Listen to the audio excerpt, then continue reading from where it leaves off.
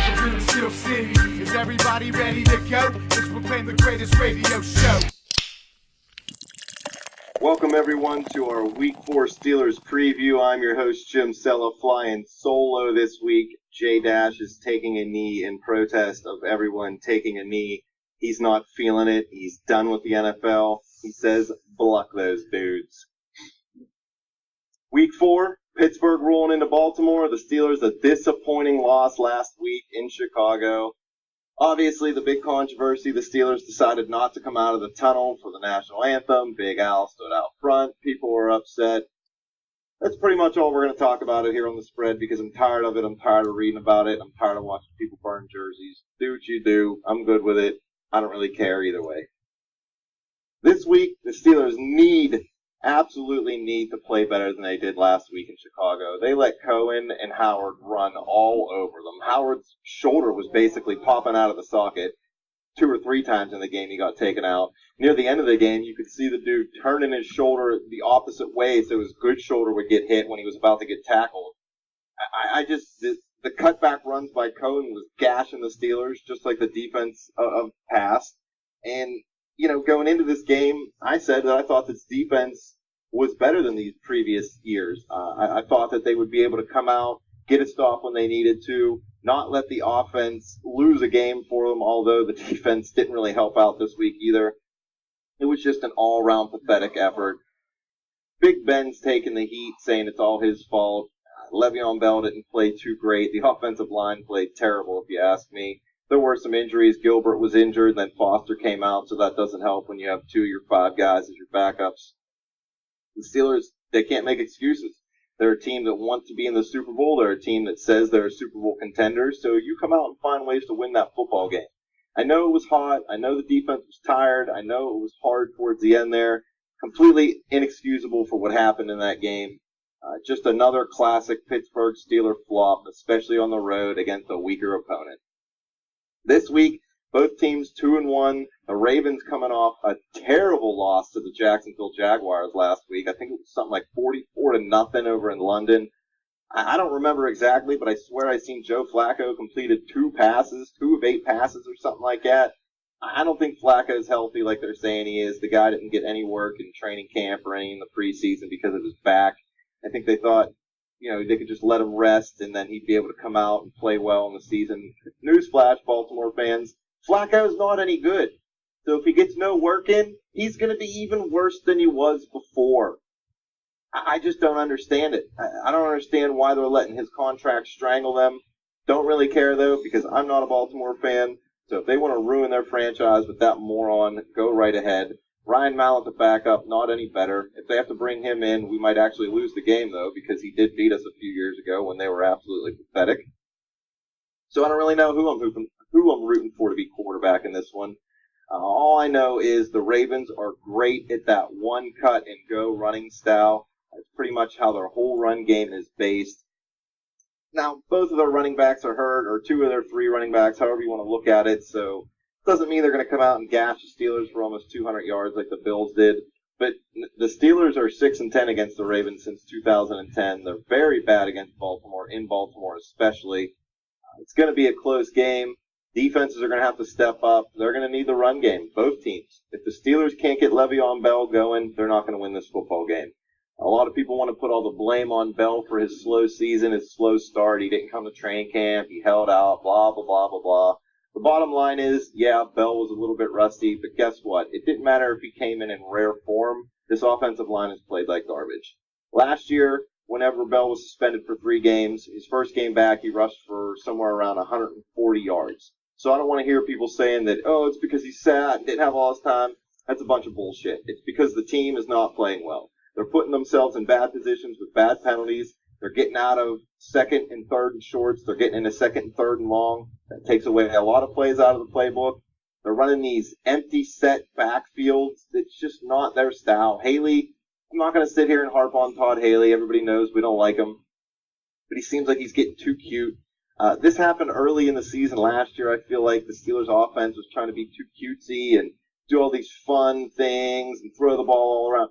The bottom line is you have the best running back in the league. You need to feed him the ball. You need to get play action going. That's going to clear up Brown. That's going to clear up Bryant. That's going to clear up Eli Rogers and Juju. I know Bryant is kind of his own worst enemy at this point. He's dropped a few passes early on in the season, especially that deep ball on the first play of the game last week in Chicago.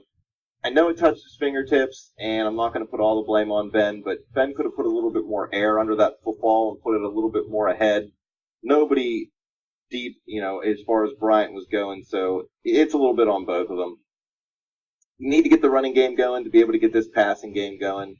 So it's pretty much just what are you going to do differently than you have been doing? Because the Steelers' offense hasn't been doing anything right.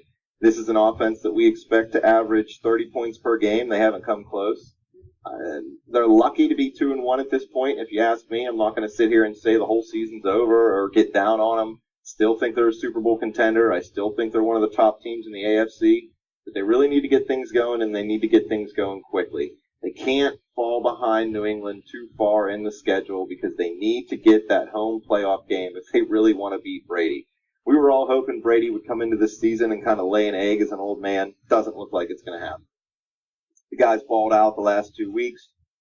Whenever they come into Pittsburgh, that's going to be a huge deciding game as far as playoff placement goes and whether or not the Steelers actually have a chance to get to the Super Bowl.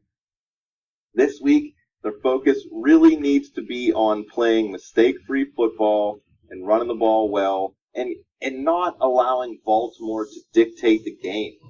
They can't keep taking these penalties. They can't keep putting themselves in bad positions. This offense needs to play from like a front runner, like the offense that they really are.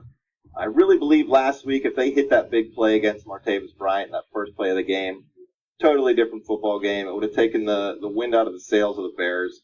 I know this Ravens defense got shellacked by the Jaguars last week, 44 points over there in London. I don't really take too much of what happens in London to heart.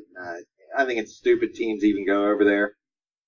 This is America. This is American football. We don't need to be going to London. We don't need to be going to China. We don't need to go to Mexico. We play football in America. You want to see it, come to America. Besides the point, this Ravens defense is a lot better than advertised. Now, they're not the Ravens defense of a few years back. They're not going to carry them to a Super Bowl with a pathetic offense and a shitty quarterback. But they're definitely going to play a good game against the Steelers. Every game the Steelers and the Ravens play just about is close. I know the Steelers squeaked past the Ravens on Christmas Day last year to clinch the division. A big play by AB down at the goal line to stretch out. Everybody was all pumped up. I'm not going to come out and sit here and say that this is going to be some easy game. This is going to be a hard game.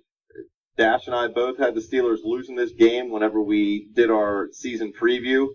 We had the Steelers 3-0 at this point instead of 2-1 though, because we didn't think they would drop a game to the lowly Bears like they did. And honestly, if the Steelers lose this game, it's going to be hard for them. I don't know if I want to say hard, but it's going to be hard to win this division. I mean, I don't think that the Ravens are going to be 7-9 or 8-8. I think they're going to finish somewhere between 9-7 and 10-6. And if the Steelers are going to be a team that's going to lose these games that they shouldn't lose, then they're going to end up in the same spot. And they can't keep shooting themselves in the foot like that. They need to come out. They need to play well. They need to play focused. And they need to win this football game. It's not a game that's going to decide anything. It's way too early in the year here. But it's definitely a game that's going to set the tone for how the rest of the year is going to go and how this division race is going to go. If Baltimore gets up and goes 3-1 and the Steelers fall to 2-2, it's not an insurmountable leap, but it's also not something that you want to try to climb out of. We're a better team than the Baltimore Ravens. They need to go down there and play like that. They can't come down feeling intimidated. They can't come out throwing these stupid screen passes and these weird end arounds that they're trying to do at the beginning of games. Just play football. Be the Pittsburgh Steelers. Throw the ball to Brown. Run the ball with Bell. You got to run the ball more with Bell than 17 times. I mean, this is a guy who was getting 30-plus touches down the stretch last year when they were on that winning streak. You got to keep feeding him the rock, and you got to play better up front. Even if you have to try to get him the ball out in the open field instead of just handing it off to him. You've got to mix this guy into the offense. He is what makes the offense click. Yes, AB is probably the best player on the offense right now, but he's not going to get his catches if the Steelers can't run the football. And I know Brown's leading the league in yards right now, and everybody loves to see his dances and all his commercials.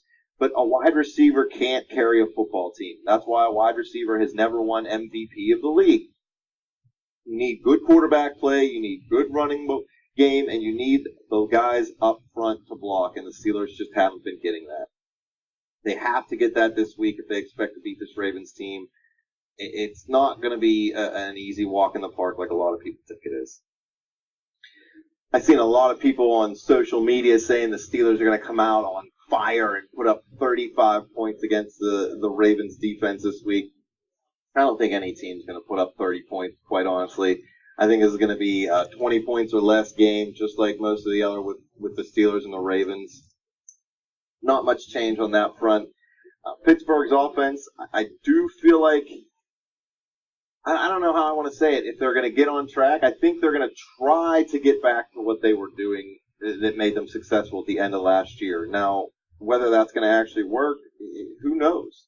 Because who really knows what's going to happen as far as Marcus Gilbert or Ramon Foster? I really haven't heard anything whether or not either one of those guys are going to play. I don't know if anybody remembers, but last year when the Steelers went on that 4-game, 5-game losing streak, whatever it was, they had a lot of injuries up front on that offensive line, and that's really one of the reasons they struggled. So they got to get that fixed if they want to come out and compete in this football game. And I'll tell you what, the Ravens defenders, that front seven, they're going to get after Ben. I mean, they're not going to lead the league in sacks or anything. They might not even get too many sacks in this game. Doesn't matter. You don't have to get sacks. You just have to get quarterback pressures. The Steelers showed that in the first 2 weeks of the season. Yeah, they got a lot of sacks in Cleveland. Yeah, that game was kind of different. But the Vikings game with Case Keenum at quarterback, they only sacked him, I believe, 2 times. But they pressured him like almost 9 other times. Hurried him, make him throw the ball away. They can throw the ball off his back foot. They got to do the same thing to Flacco. Get in Flacco's face. This dude's got a back injury. He probably can't move around too well. So the Steelers defense needs to do what that Ravens defense does and just get after the quarterback and get after him quick. Roethlisberger, he's got to play better football. He's got to come out and be the Hall of Fame quarterback that he's shown he can be.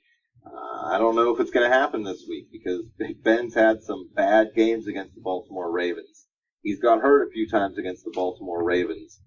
We've actually, some of the wins we've had since 2010 have come with Charlie Batch and Dennis Dixon at quarterback, not even Ben Roethlisberger. I don't know Ben's actual record against the Ravens, but I bet you it's not over 500, and if it is, it's only by a game or two. So he needs to come out and play better football. The Steelers just need to play better football all around, and Mike Tomlin's really got to get this team focused. The whole standing in the tunnel, blah, blah, blah, blah, blah, they spent like hours the night before the game deciding what they were going to do, and that's not what a Super Bowl team does. I get that everybody has their own decisions, opinions, whatever you want to call it, but he should have squashed that. We're a team, let's just stand, let's just pay attention to what needs to be paid attention to. Don't worry about pre-game BS.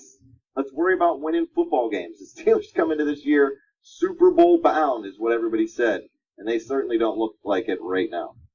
So normally Dash be asking me some over-under questions, so we're just going to spit them out. Over-under as far as rushing for the Steelers, 60 yards. I'm going to say over. I think the Steelers can get to 80 yards rushing, maybe even 100 yards rushing. It's going to be really hard to get to 100.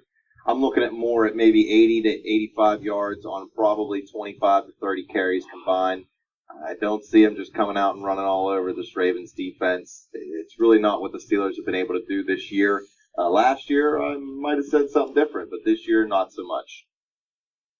In the passing game, Big Ben, Dash would normally give me a question somewhere around 250, 270 yards over-under. I'm going to say Ben throws for less than 270 yards. I don't think he has a good game this week. I think he comes out and throws a couple picks, maybe even has a sack fumble. Like I said earlier, this is really not the team that he plays his best against, especially in the city of Baltimore. So I think Big Ben struggles in this game and throws for probably somewhere around 240 yards. He said after the Bears game, he's got to get better. And if they want to win this game, he's got to get better. I just don't see it happening. Offensively for the Ravens, I don't think they're going to have a whole lot of passing success either. Flacco, not a great week last week. Ryan Mallett, not a great week. Really, as far as receivers go, they got Mike Wallace and Jeremy Maclin. You think they should at least be able to push the ball down the field with Flacco's deep ball accuracy and both of those guys having some speed. It just really hasn't worked out for them this year. They need to get the running game going themselves to be able to get that deep ball going. So passing yardage for the Ravens, I'd say probably under 270.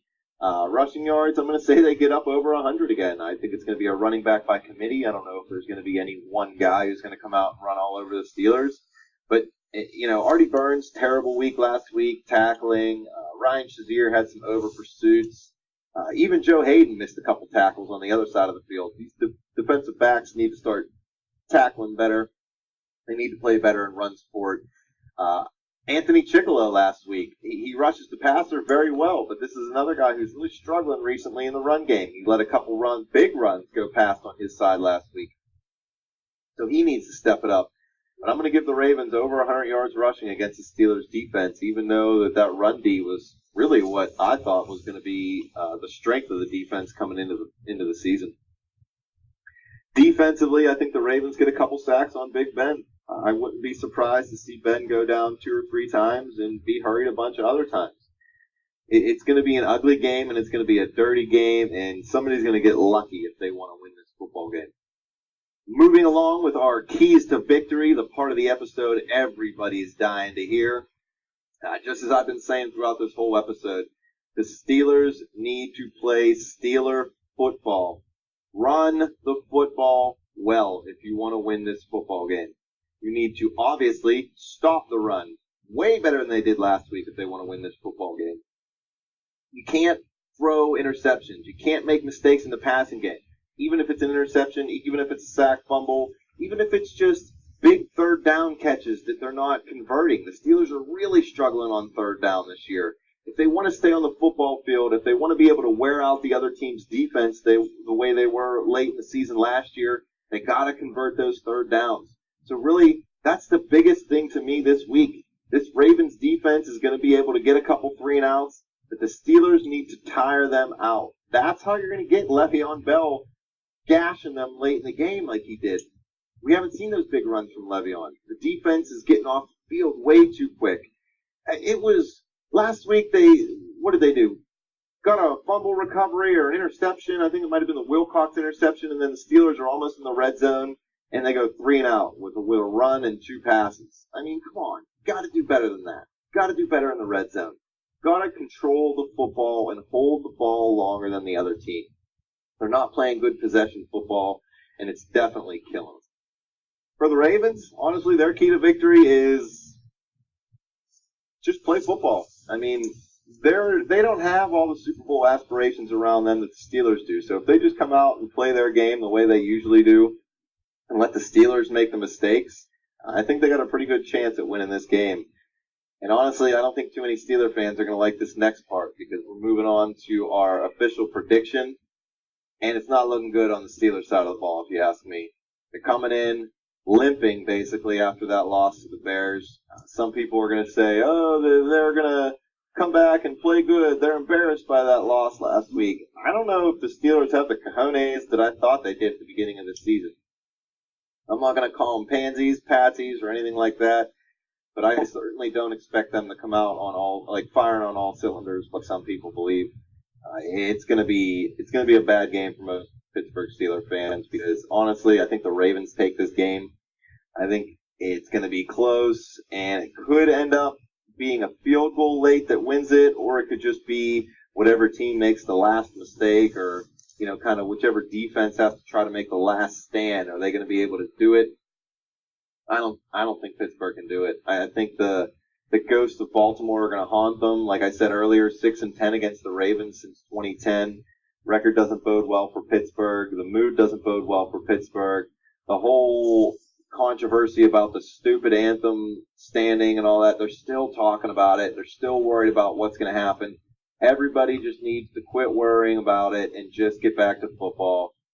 I'm going to pick the Ravens to win this game 20-17. going to be a long week for Pittsburgh Steelers fans. 2-game losing streak, and then I think they host the Jaguars maybe in Week 5 at home.